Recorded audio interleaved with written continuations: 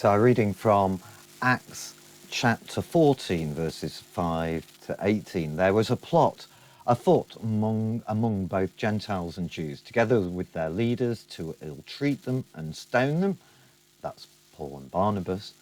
But they found out about it and fled to the Lycaonian cities of Lystra and Derbe and to the surrounding country, where they continued to preach the gospel. In Lystra there was a man who was lame. He'd been that way from birth and had never walked. He listened to Paul as he was speaking. Paul looked directly at him and saw that he had faith to be healed and called out, "Stand up on your feet." At that the man jumped up and began to walk. When the crowd saw what Paul had done, they shouted in the Lycaonian language, "The gods have come down to us in human form." Barnabas they called Zeus, and Paul they called Hermes, because he was the chief priest. The priest of Zeus, whose temple was just outside the city, brought bulls and wreaths to the city gates, because he and the crowd wanted to offer sacrifices to them. But when the apostles Barnabas and Paul heard of this, they tore their clothes and rushed out into the crowd, shouting, "Friends, why are you doing this? We too are only human like you. We are bringing you good news, telling you to turn from these worthless things to the living God, who made the heavens and the earth and the sea and everything in them. In the past, he let all nations go their own way, yet he has not left himself without testimony. He has shown kindness by giving you rain from heaven and crops in their seasons. He provides you with plenty of food and fills your heart with joy." Even with these words, they had difficulty keeping the crowd from sacrificing to them. So, an interesting reading today.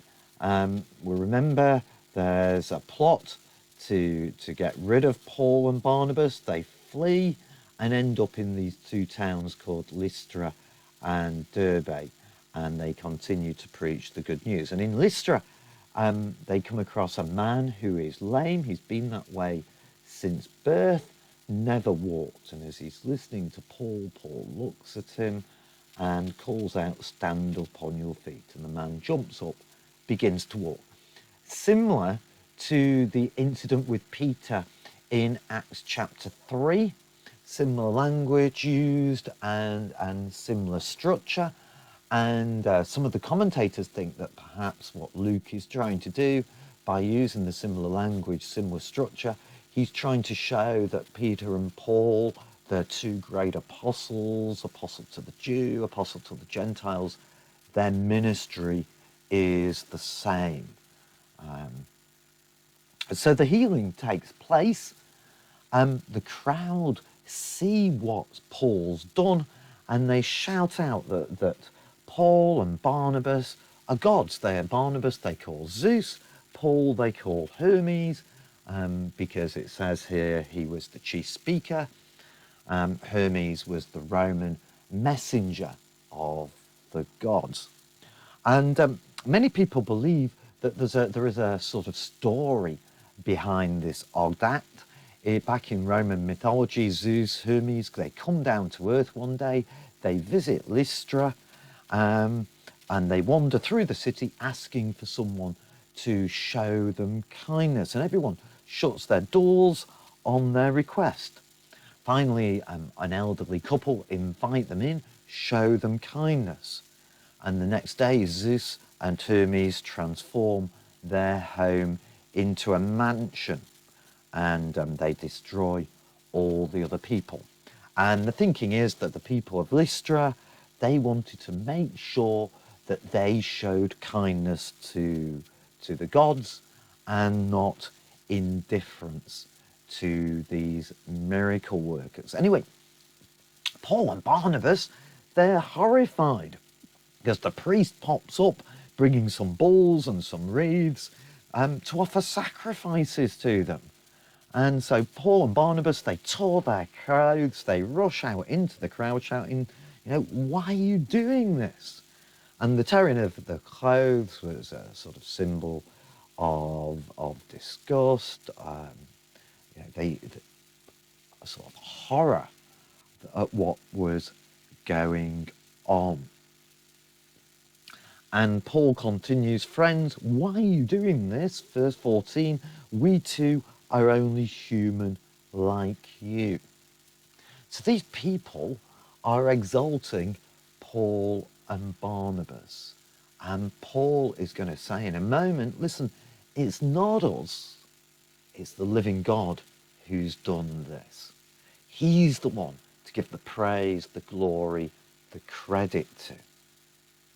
Now, a lesson for us, to those of us in ministry, whether that's as clergy, as leaders, as lay folk, as part of the church. It is very, very easy to get caught into the trap of taking the glory, the credit that belongs to God. There is a danger that people that we serve, who we minister to, will exalt us, not God. People will tell us we're wonderful. People will stroke our egos. And eventually we start to believe that we're the ones responsible for the credit that we're getting. But on a human level, just remember that those who praise us today could well be the people who are booing us tomorrow.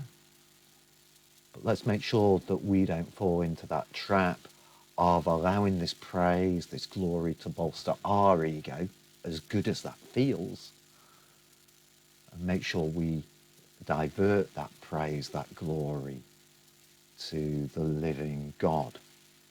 Because Paul goes on, we're bringing you good news, telling you to turn from these worthless things to the living God. Verse 15, the God who made the heavens and the earth, the sea, everything in them. Another interesting point here, that what Paul's doing in this talk is he's talking about creation, and creation pointing these people to the living God. Now, you'll remember from previous talks that we've heard from Paul that he usually starts in the synagogue. One may assume that here in Lystra, perhaps there wasn't a synagogue. So he usually starts in the synagogue. He's speaking to usually a congregation, an audience who are well versed in Judaism. So he uses the language of Judaism usually. And we've seen how his talk usually begins going through Israel's history and then relating it to the Lord Jesus. Now here he doesn't, because he's speaking to a mainly Gentile audience. And one may assume that it'd be a largely agricultural community. And so he's drawing in images from agriculture, things they would have been familiar with. And he's saying to them, listen, you get these really great, amazing benefits, rain from heaven, crops, food. Look at the one who provides them. Look at the one, don't just look at the blessing itself, but look at the one who provides that blessing, he's saying to them. And then he would have gone into the gospel message. An important lesson for us as well there, isn't that? About when we're talking to people, when we want to share the gospel with people, it's about actually trying to begin with where people are at. So if we're talking to a younger person, it may be trying to use the lyrics of a popular song at the moment. For those who are a little bit older, it might be about a TV program that's very popular at the moment, or a film that's popular. Maybe to someone who's suffering, going through a difficult time, it could be hope that we want to start off with, and particularly relevant for the moment, that God is a God of hope, no matter what we're feeling, etc. So it's about starting where people are at. And that actually means something even earlier, doesn't it?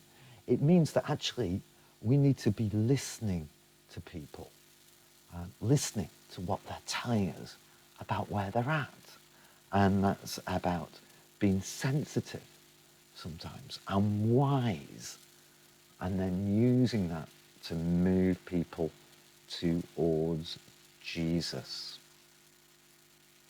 So really, two main points from this reading. First of all, about making sure that we deliver the message and the praise and glory goes to the living God, not to the messenger. And then secondly, when we're thinking about evangelism, when we're thinking about our witness, perhaps to our friends, to our neighbours, is about thinking about where they're at and starting from that point of where they're at. And that requires sensitivity, wisdom. It also requires us to know something about what's going on in our culture. What are the popular TV programs at the moment? What are the popular films at the moment? What is going on in our culture? And then being able to use that to take a message about the Lord Jesus Christ, the living God, creator and sustainer.